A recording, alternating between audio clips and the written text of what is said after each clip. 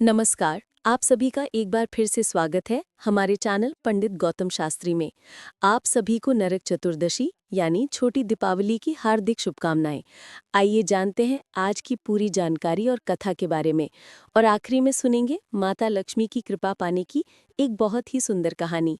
दोस्तों, छोटी दीपावली को रूप चौदस और नरक चतुर्दशी के नाम से भी जाना जाता है। दोस्तों, आज का ये दिन शुद्धि, दीपदान और पाप निवारण का प्रतीक माना जाता है। आइए अब मैं सब कुछ विस्तार से बताती हूँ।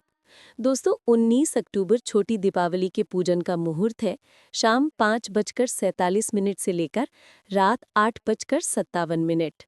धार्मिक ग्रंथों के अनुसार इस दिन भगवान श्री कृष्ण की भी पूजा की जाती है, क्योंकि माना जाता है कि इस दिन भगवान श्री कृष्ण ने नरकासुर नाम के दैत्य का वध किया था, जिसने 16,000 कन्याओं को बंदी बना रखा था। भगवान श्री कृष्ण ने उन्हें मुक्त कराया और अधर्म पर धर्म की विजय का प्रतीक स्थापित किया। इसी कारण इस तिथि को नरक चतुर्दशी कहा गया, यानी वो तिथि जब नरक यानी पाप से मुक्ति मिलती है। इस दिन स्नान, दान और दीप दान का विशेष महत्व होता है। ऐसा माना जाता है कि जो व्यक्ति इस दिन विधि विधान से स्नान करके दीप जलाता है, उसे नरक के भय से मुक्ति मिलती है और उस पर यमराज भी प्रसन्न होते हैं। अब मैं आपको बताती हूँ छोटी दीपावली की पूजन विधि।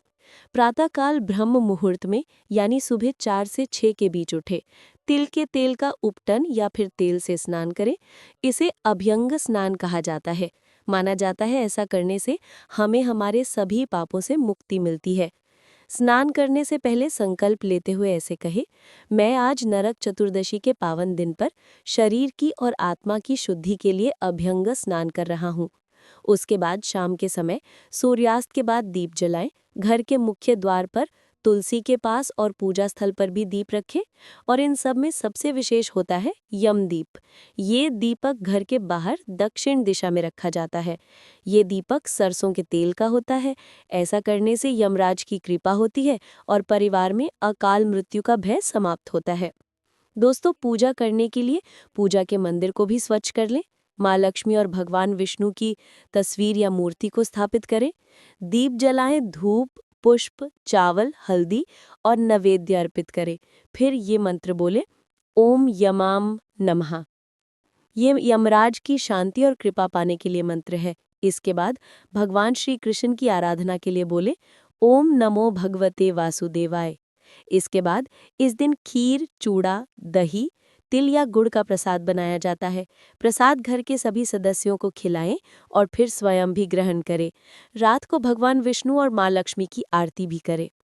अब माँ लक्ष्मी की एक बहुत ही सुंदर कहानी सुनते हैं। आशा करते हैं माँ लक्ष्मी हम पर भी इसी तरह कृपा बरसाएंगी। एक बार की बात है, भगवान नारायण माता लक्ष्मी से बोले, लोगों में कितनी भक्ति बढ़ गई है, सब लोग नारायण नारायण ही कहते रहते हैं। लक्ष्मी जी बोली, लोगों में आपको पाने के लिए नहीं, मुझे पाने के लिए भक्ति बढ़ गई है। भगवान बोले, अगर ऐसा होता तो लोग नारायण नारायण की जगह लक्ष्मी लक्ष्मी का जाप करते। माता लक्ष्मी ने कहा, अगर विश्वास ना हो तो परीक्षा हो जाए। भगवान नारायण एक गांव में ब्राह्मण का रूप लेकर गए और एक घर का दरवाजा खटखटाया। घर के यजमान ने दरवाजा खोलकर पूछा, कौन है? भगवान बोले, हम तुम्हारे नगर में भगवान का कथा कीर्तन करना चाहते हैं। वो बोला, ठीक है महाराज, जब तक कथा होगी तब तक आप मेरे घर रहना। गांव के लोग इकट्ठे हो गए और सब तैयारी कर दी। पहले दिन कुछ लोग आए, अब भगवान स्वयं कथा कर रहे थे तो सत्संग बढ़ गया। दूसरे दिन, तीसरे दिन और भीड़ हो गई। भगवान खुश हो गए कि कितनी भक्ति है लोगों में। माता लक्ष्मी ने सोचा, अब देखा जाए कि क्या चल रहा है। माता लक्ष्मी एक साधारण सी औरत का रूप लेकर उस नगर में पहुंची। एक महिला ताला बंद करके कथा में जा रही थी। माता लक्ष्मी उसके द्वार पर पहुंची और बोली, बेटी जरा पानी पिला दे।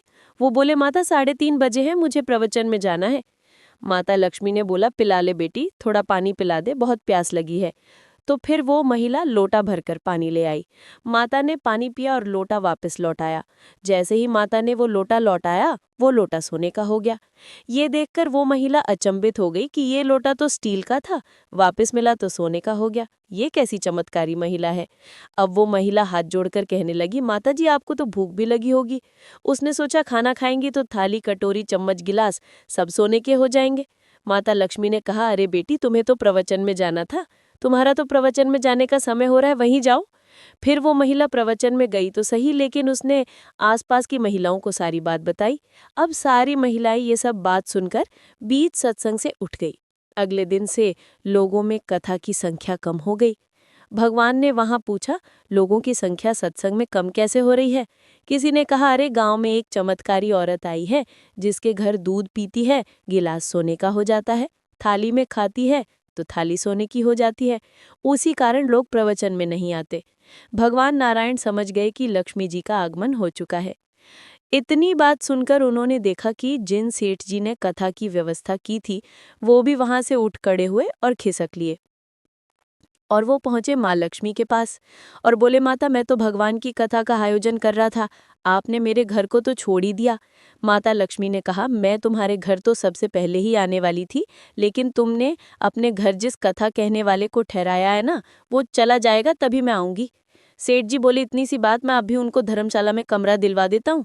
जैसे ही भगवान कथा कहकर सेठ के घर आए तो सेठ बोला, महाराज, आप अपना बिस्तर यहाँ से बांध लो, आपकी व्यवस्था अब से मैंने धर्मशाला में कर दी है। भगवान बोले, अभी तो 2-3 दिन बचे हैं कथा की, यहीं रहने दो मुझे।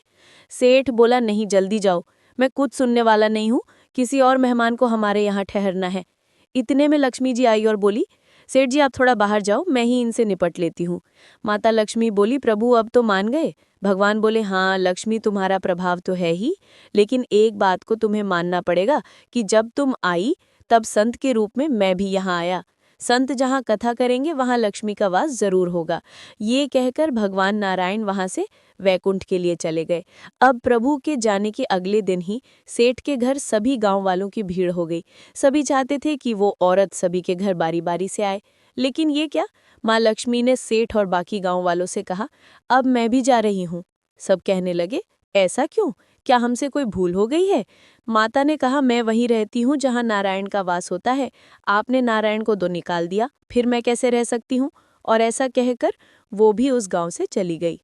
तो दोस्तों, ये थी आज की कहानी। इससे हमें ये सीखने को मिलता है कि जो लोग केवल माता लक्ष्मी को पूजते हैं, वे भगवान नारायण से दूर हो जाते हैं। अगर हम नारायण की पूजा करेंगे तो माँ लक्ष्मी वैसे ही पीछे आ जाएंगी, क्योंकि वो उनके बिना नहीं रह सकती। केवल लक्ष्मी के पीछे भागने वालों को ना माया मिलती है और ना ही राम। तो ये थी आज की कथा। आपको आज की कथा और जानकारी कैसी लगी, कमेंट करके ज़रूर बताएं। आज की ये कथा अच्छी लगी हो तो लाइक ज़रूर करें, और साथ ही अभी तक मेरे चैनल पंडित गौतम शास्त्री को सब्सक्राइब नहीं किया हो तो सब्सक्राइब करना ना भूलें। आप सभी को दिल से धन्यवाद।